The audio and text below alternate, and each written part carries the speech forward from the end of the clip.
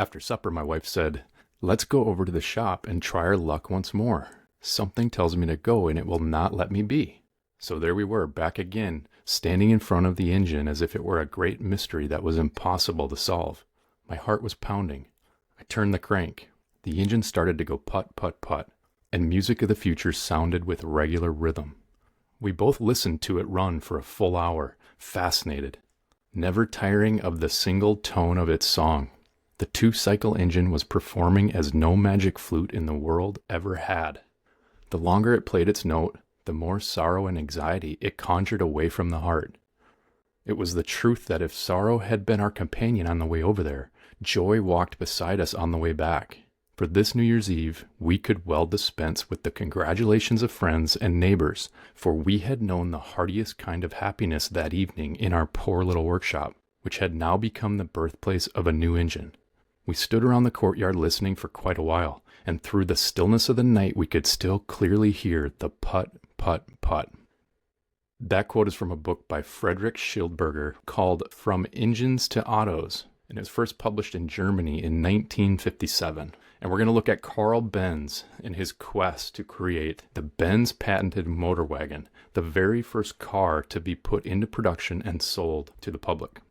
And here's how Karl Benz summarizes what just happened in his little workshop on that New Year's Eve in 1879. Him and his wife, Bertha, he summarizes this trip to the workshop and starting his engine up and hearing it run for the first time. And this is from Schildberger's book, From Engines to Autos. Karl Benz summarizes this night. He says, "Suddenly the bells began to ring. We felt they were not only ringing in a new year, but a new era, which was to take on a new heartbeat from the all-important new instrumentality of the engine."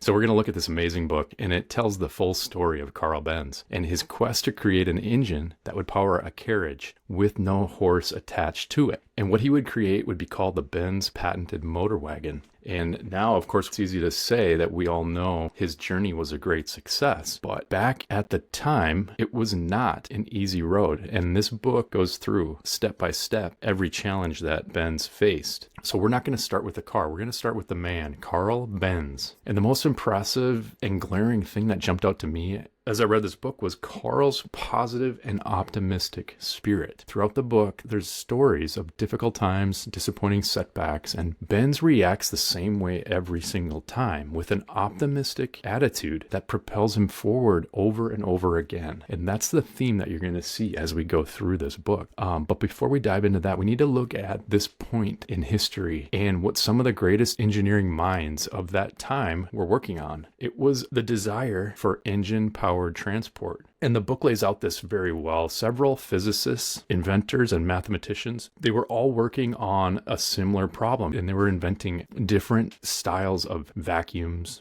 steam engines, even engines powered by gunpowder. So if we back up to 1777, Alessandro Volta was one of the first to ignite a gas mixture using an electric spark. This allowed a more compact engine compared to using steam. And the idea for the internal combustion engine continued to evolve over the next several decades. Then there was Nicholas Otto. He developed a gas engine that won first prize at the 1867 Paris World Exhibition and caught the attention of other great engineering minds. So now we go back to Karl Benz, and he grew up with an interest in locomotives. His father had worked on the railroads, and his father was killed when Karl was only 2 years old. So his mother had the difficult job of raising him on her own, but she wanted the very best education for her son. She knew that was extremely important. So the book goes in to describe this challenge. And this is from Friedrich Schildberger's book, and here he's describing a young Karl Benz. "Only a hero could have stood up under the hard fate that beset us after my father's untimely death as this brave woman stood up. As soon as his eyes were closed, my wonderful mother set out to be for me both father and mother. She wanted to stand by me and sacrifice herself utterly for me. She spent all she had, even her small inheritance, so that I could have a good education and excellent training after schooling was over. She lived only for me, absolutely and completely."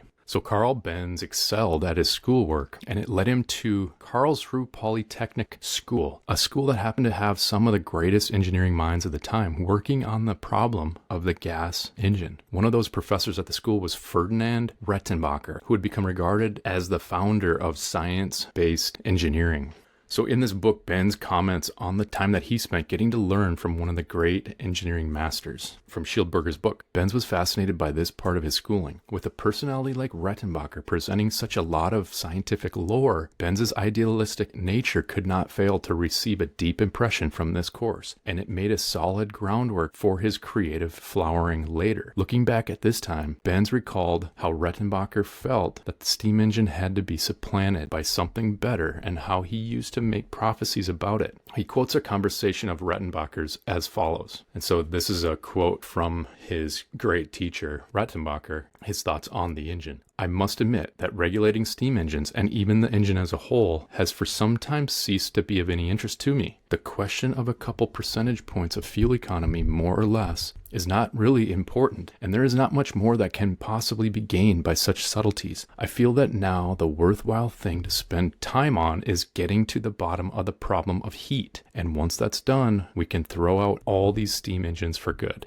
So Rettenbacher, his professor, keeps going here. Let's hope it won't be too long before we do understand the action of heat. The key invention must be made first, so that engines can be kept down to a reasonable size. But that will come along soon enough, once the nature of the thing is understood. And the book goes on. Rettenbacher is explaining this problem to be solved. He says, the key invention Rettenbacher spoke of was to be the internal combustion engine, which has small size and weight in proportion to power. So the great engineering master Rettenbacher passes away, but his work is carried on by his successors at the school. And the book talks about how close Karl Benz was with this great master, the legend of engineering. From Schildberger's book, it says, Rettenbacher stimulated the researchers leading to this key invention, but he did not live long enough to see the beginnings of internal combustion engine technology developed by Otto. Rettenbacher died April 16, 1863. Karl Benz was among the student pallbearers who carried him to his final resting place. Benz finished his engineering course under Rettenbacher's successor, Franz Grashof, another of the great German pioneers of engine technology. Under Grashof, the Polytechnicum was soon given equal standing with the universities, for it was considered the top technical college in Germany. Benz revered the memory of both teachers to the end of his life. So Karl Benz receives what would be the finest engineering educations available anywhere in the world at the time. And now with this important schooling complete, this foundation of engineering education, he strikes out on his own and he's looking for a job where he can start to apply some of this knowledge. And so he works at several different companies, and some would say he bounced around, but he was moving on as soon as he felt like his progress was stalling out. So 1 or 2 years at a company, then he would get on to the next, and he's just always searching for the next thing. But he's gaining valuable experience at every company he works at, so he's learning as much as he could about everything for when he can get his own shop up and running. And so the book describes he's got this idea of having his own shop at some point, but he's got to work for a company and learn and make money and support himself for a while before he can ever get his own shop up and running.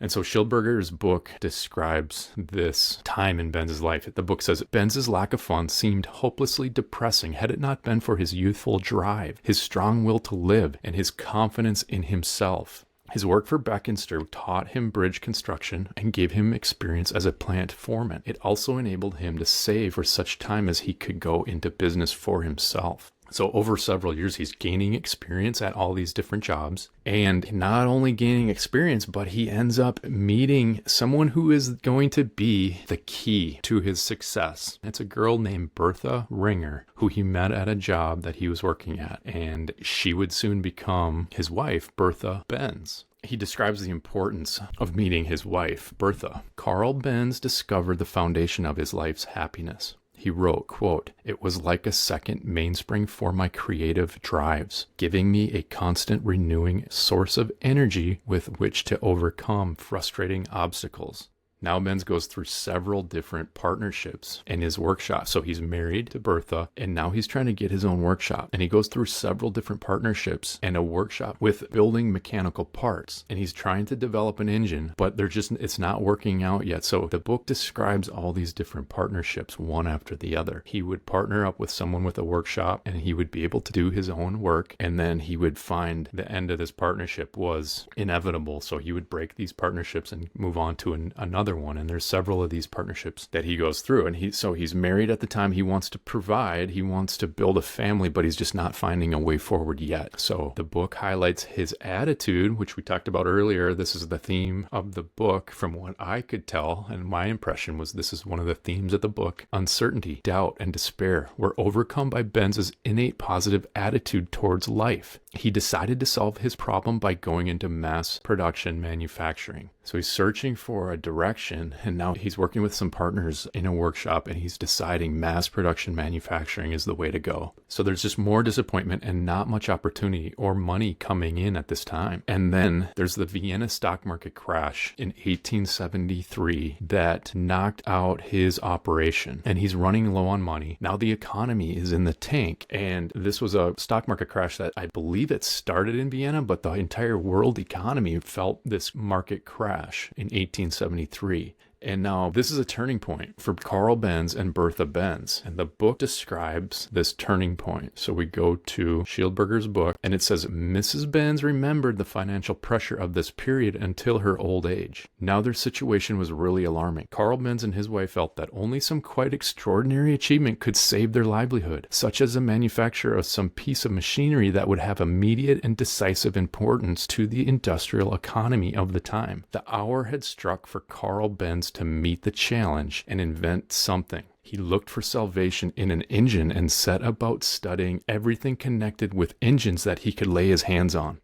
Now he's focused. He's dialed in to the engine, and it's the turning point. He's looking at the two-cycle engine. And the book goes on. Benz's financial crisis and fateful switch into engine design came just at the time when Nicholas August Otto obtained his famous four-cycle patent. The book goes on to explain this famous German patent by Otto. It's a four-cycle engine patent. So Benz focuses on the two-cycle engine process because he doesn't want to infringe on the four-cycle patent by Otto. And so he's making progress on this two-cycle engine, and he's actually making big improvements to what had already existed. So let's go to the book and check this out. After Dugald Clerk of Glasgow, who received his first British patent in 1878, Benz was the first to have success with the two-cycle engine. Benz's inventive gifts were revealed in the improvements over the Clerk engine in the matter of a fuel pump and the air pump. The Clerk engine was always in danger of having the fuel mixture ignite inside the pump and thereby cause a dangerous explosion. But Benz got around this hazard. So he's making improvements in the two-cycle engine, and the book goes on to explain there's other improvements that he's making. The book says, also by means of special controls governing the admission of air and gas into the cylinder, Benz had it so that the exhaust gases were first driven out through fresh air before the fuel mixture got into the cylinder. This is our first encounter with the notion of scavenging air, which became very important in two-cycle engine technology. Benz is improving on a very important concept here of exchanging air during the intake and the exhaust phase, and improving on the methods and the timing of this exchange. So the book describes how Benz was able to come up with these improvements, and looking back, this was a giant leap in compared to what was already known. And I like this description from the book of the pressure of the moment, and Benz is rising above the pressure now to create and improve on what had existed before. So let's look at Schildberger's description of this. He says, there are a number of examples in the history of technology that demonstrate how quickly and in what elementary fashion an idea can take shape, as if the energy that produced it welled up from the inventor's subconscious and clamored for realization.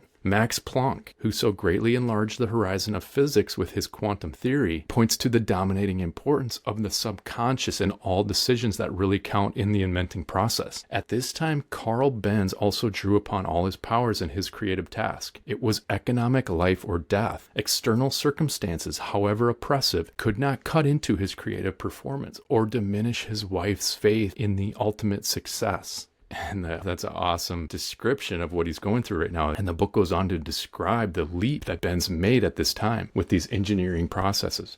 Despite the fact that he was traveling in unexplored territory, Benz's ideas quickly became clear, and his flights of imagination were governed by a methodical, critical intelligence. His ideas of design turned into sketches with unnatural speed. The process of building components and fitting them together fused into one. He invented his two-cycle engine in the matter of a genius. So the author Shieldberger is giving credit to Benz for these big improvements to the two-cycle engine process. And so now, of course, we have the two-stroke engine perfected by Benz, and we get to the opening quote of the episode. Bertha and Karl Benz start the engine for the very first time, New Year's Eve, 1879. And what I said at the beginning of the episode was, after reading that quote, was that it was not the end. It was just the beginning of this huge, huge challenge for this young couple. Now his engine's running. If we remember the opening quote, his engine's now running, but now he needs to perfect his engine and then realize the full motivation of attaching his engine to a horseless wagon. And like we said at the beginning of the quote, an engine putting was amazing at that time, but it was not success. It's only the beginning for Benz. And now even with a working engine, there's more financial trouble ahead. So let's look at the book, and it goes into great detail. Shieldberger says, despite the strength of Karl Benz's conviction that he could bring his new engine design to completion and build an economic future on it, his actual financial situation got worse and worse because work on his engine and considerations of manufacturing it in the future gave him less time to go out after business.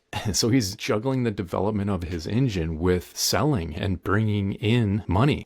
He's doing more development than selling, and it's hurting him. But he gets lucky now again with a new partnership. And so the book describes this partnership. One day, the court photographer, Emil Buehler, came by to ask Benz to make him a polished steel plate for a glazing machine. After trying in vain to find someone else to furnish one, Benz made it for him without any trouble, and Buehler was completely satisfied. Stimulated by the clarity of the man, Buehler became interested in his engine project. Impressed by the preparations Benz had already made for commercial manufacture of the engine, Buehler decided his willingness to participate financially. Weekly advances from Buehler helped Benz over his difficulties.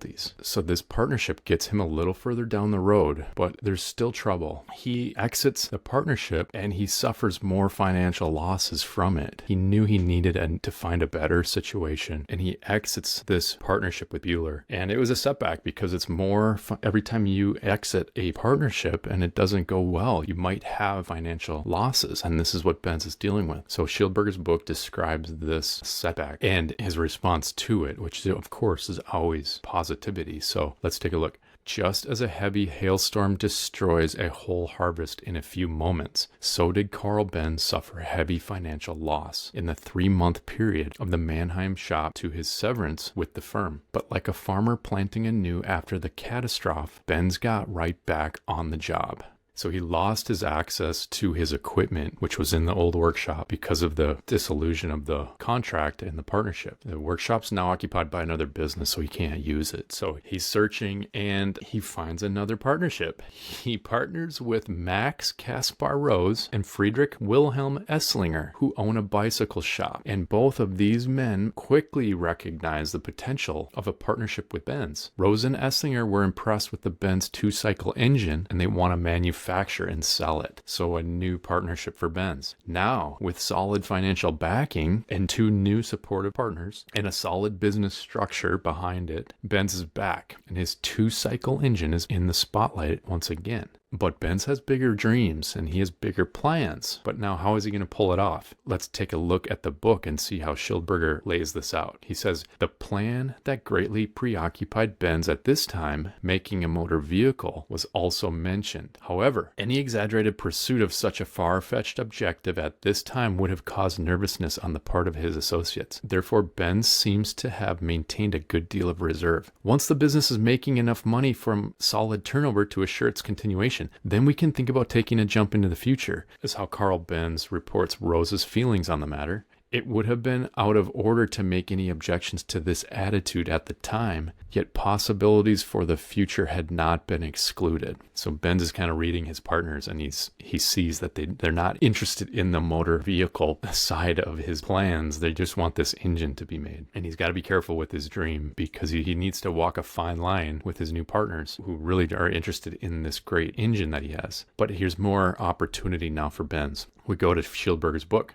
His success in building engines now confirmed Karl Benz's resolve to embark on the construction of a motor car, despite the fact that his partners, Rose and Esslinger, still remained unenthusiastic about the idea. In 1884, there were advance indications that the cancellation suit against Otto's patent on the four-cycle engine was going to work out to Otto's disadvantage, as in fact it did in 1886, and Benz started working on a four-cycle engine of his own design. So there's some patent issues with the Otto four-cycle engine now, and it gets canceled. Patent is canceled, and now it allows other engineers to work on that patent that had just been canceled. So Benz begins working on a four-cycle engine, and he's able to build a car at the same time, and it's mostly in secret, and he's not making a big deal about it to his partners. But he begins testing his car in public, and people are really just not sure what to make of it. They see it, and they don't know what to say. And this is the part I love about this is it's all documented in popular newspapers back in the day. They report on this entire issue week by week, day by day. And here's what this book includes: a lot of newspaper accounts of what was happening at this exact time. They were printing in the newspapers. So the book features a few of these, and I want to read them. Schildberger highlights a couple of opinions from these newspapers. So let's take a look. The readers of and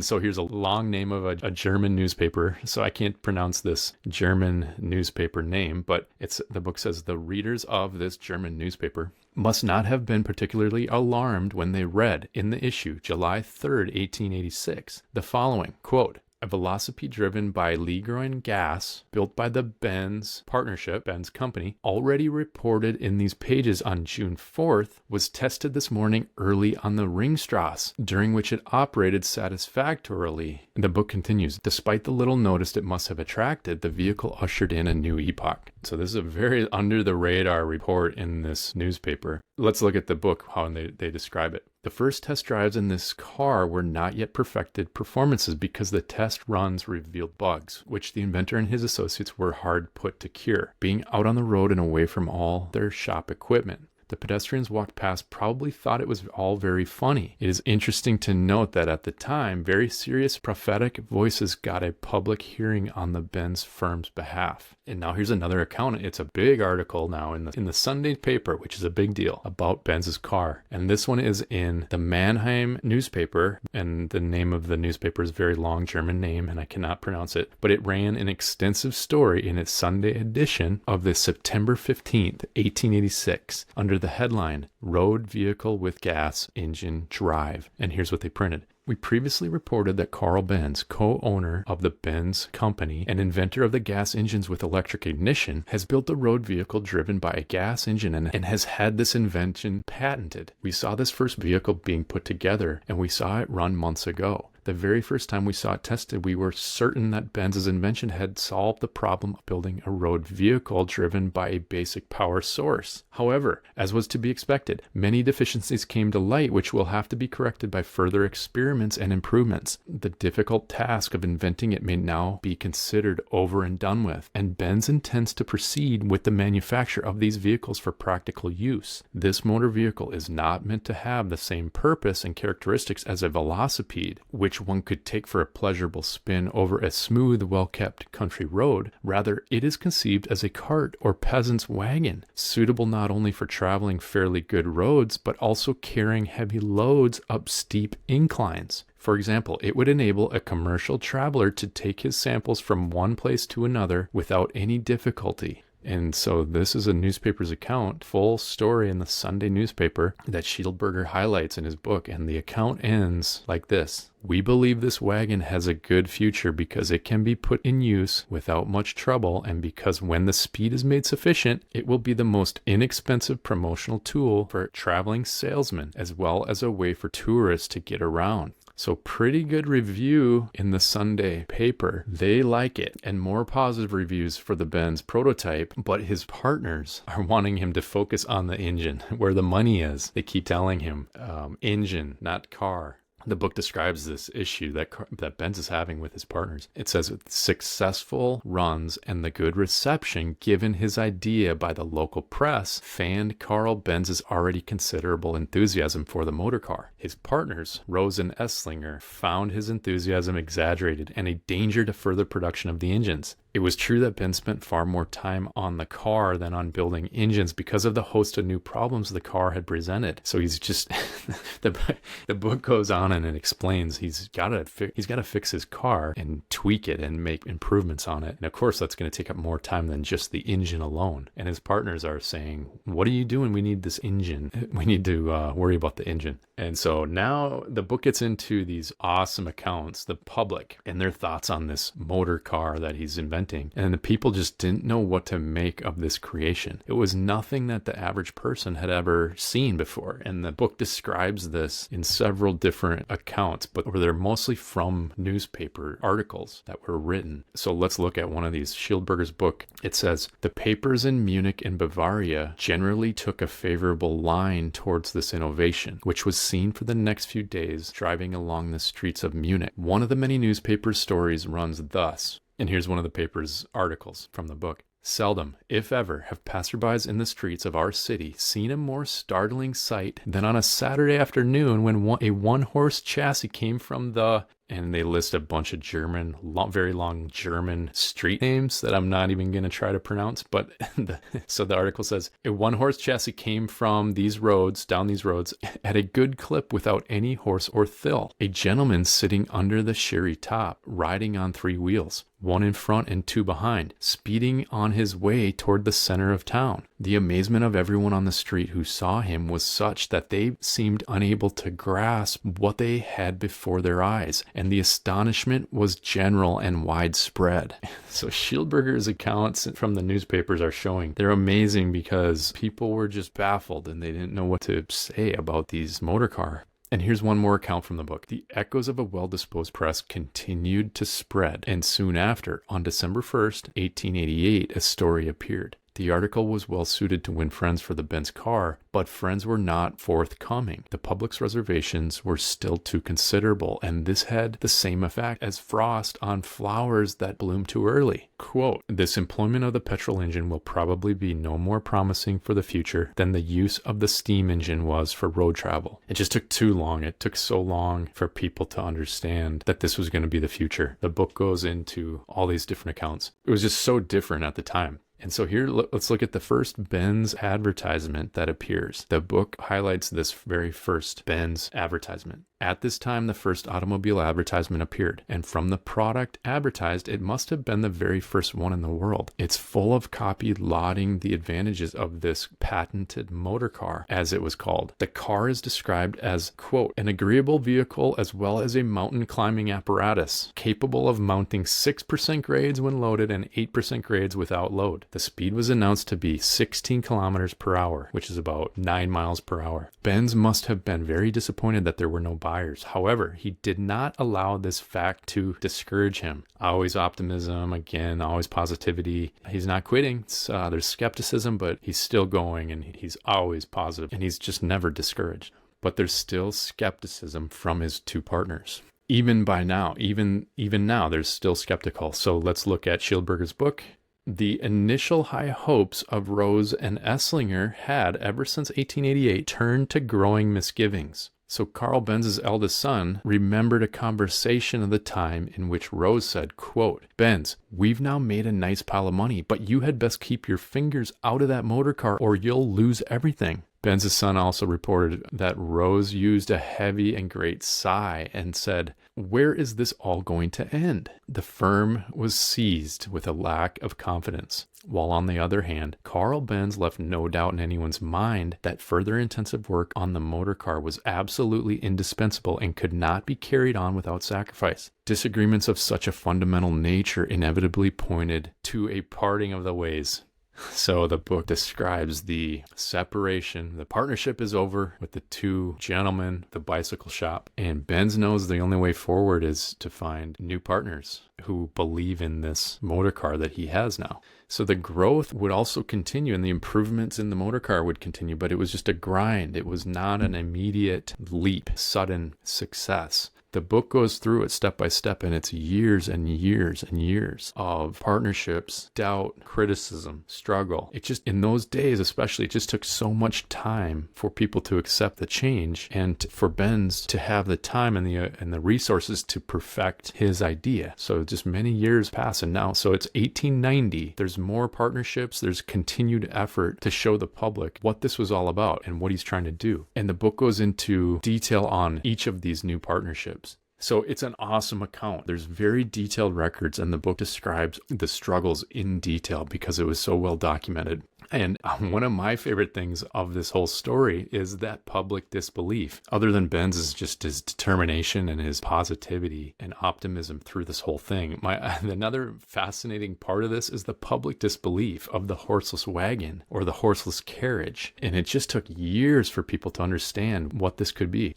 I found another article, and it was written by Alexander Winton, and it was written in 1930. He was one of the legends of the early auto industry, and he wrote an article in 1930 looking back at the early days, these times of Benz and his struggle for acceptance. And it's a great story, so I want to read this article that I came across, and this was written in 1930 by Alexander Winton. And so he says this: but the great obstacle to the development of the automobile was the lack of public interest. To advocate replacing the horse, which had served man through centuries, marked one as an imbecile. Things are very different today. So the author says things are very different today. He's talking about 1930. He says today in 1930, things are very different. And then he says, but in the 90s, he's talking about in the 1890s, he says, even though I had a successful bicycle business and was building my first car in the privacy of the cellar in my home, I began to be pointed out as a, quote, the fool who is fiddling with a buggy that will run without being hitched to a horse, end of quote.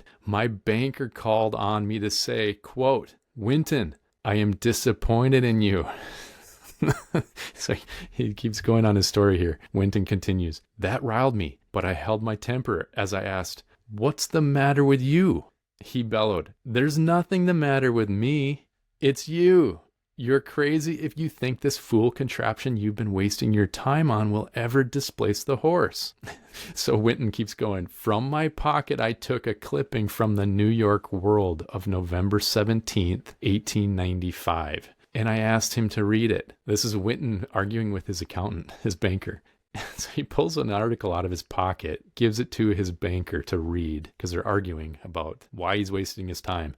So he says, he brushed it aside. I insisted.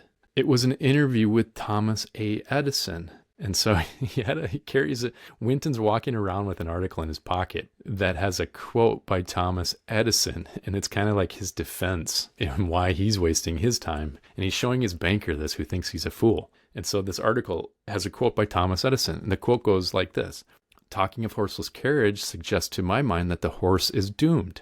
The bicycle, which 10 years ago was a curiosity, is now a necessity. It is found everywhere. 10 years from now, you will be able to buy a horseless vehicle for what you would pay today for a wagon and a pair of horses. The money spent in keep of the horses will be saved, and the danger to life will be much reduced. This is Thomas Edison now quoted in this article. And Edison continues, it is only a question of a short time when the carriages and truck of every large city will be run by motors. The expense of keeping and feeding horses in a great city like New York is very heavy, and all this will be done away with. You must remember that every invention of this kind which is made adds to the general wealth by introducing a new system of greater economy of force. A great invention which facilitates commerce, enriches a country just as much as the discovery of vast hoards of gold. And that was Thomas Edison in an article that Winton carries around in his pocket. And he showed his banker. And the banker, it says, Winton's story says, the banker threw back the clipping and snorted, another inventor talking. So he completely dismissed the article, but Winton was telling this story of 1895 when he carried around this Thomas Edison article, who was quoted in this article from 1895. I thought that was a great example of what people were going through who were working on these horseless carriages back in this time. People were called them idiots and fools, and this banker said, I'm disappointed in you. He's building a car in his cellar in privacy. And this banker finds out. I thought it was great. All right, so Now we have success finally for Benz. After 20, 30 years of grinding away on his dream, we can say now he has success. It's the late 1890s. The book goes to 1899, and you could say now there's some success for Benz. So let's look at Schildberger's book, and we'll look at this success for Benz. So from Schildberger's book, Benz had built a total of 2,000 cars by the end of 1899. The total of 572 deliveries for 1899 was the firm's best production year, putting Benz in first place among the world's auto manufacturers. Karl Benz always maintained a certain reserve in regard to the growing interest in automobile races in other countries, particularly France, although he recognized that great improvement in design came out of these races and worked in the same direction as his own efforts to test the dependability and economy of his cars, as well as to promote them. So he's in first place in the world among auto manufacturers finally at 1899. And then they talk about the racing. The early racing is so important to the development and improvement of the early auto industry. And Benz knew that. He wasn't really into racing as much as some of the other car makers were, but he recognized that the racing was a huge deal and to improve and promote. So he knew that was huge. And there was a huge Mercedes racing success at this time. Here's another little excerpt from the book that talks about some of his success at this time. The effects of all these Mercedes victories on the business of the Benz firm were not long in manifesting themselves, and other auto manufacturers also felt them. Benz's production for 1900 was the best ever, 603 cars delivered. But in 1901, this figure dropped to 385. A crisis had come to the firm. I'm just going to stop right there.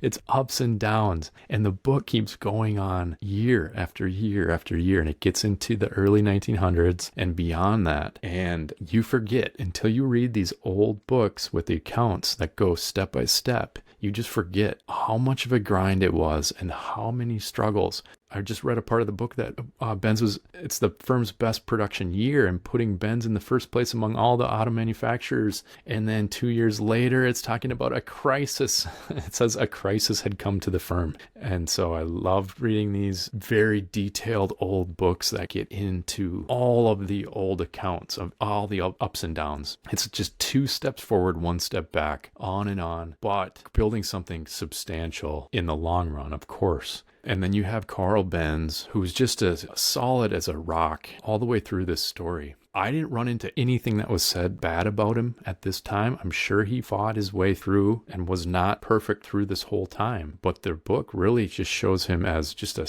positive, optimistic, and a gentleman, and just so focused what he wants to do and his family. Then fast forward through many, many years. At the end of the book, it gives a look at how Ben spent his later years. And this is the book looking back on how he spent his later years. So Schildberger's book, A Taste for Simplicity and a Minimum of Personal Needs and Love of Exercise, which particularly included skating and swimming, coupled with a strong constitution and a perpetually optimistic outlook, contributed to keeping Karl Benz healthy and vigorous for many years. When on November 25th, 1924, he reached his 80th birthday, he was able to pass this day in good health. He wrote in his memoirs, and these are the words of Karl Benz, 1924, on his 80th birthday. The book quotes Karl Benz and his memoirs on his 80th birthday.